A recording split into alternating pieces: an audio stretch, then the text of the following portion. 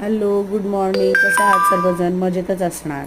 तर आज आपण बनवणार आहोत कारल्याची भाजी. तर कारल्याच्या चक्त्या करून घेतलेल्या होत्या आणि एक बटाटा घेतला होता, तो सुद्धा उभा कापलेला होता. तुम्ही किसू शकता.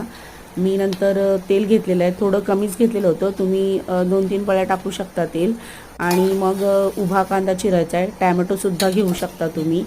मग चक्ती केलेले बटाटे आणि कारले मी टाकलेले आहे त्याच्यामध्ये.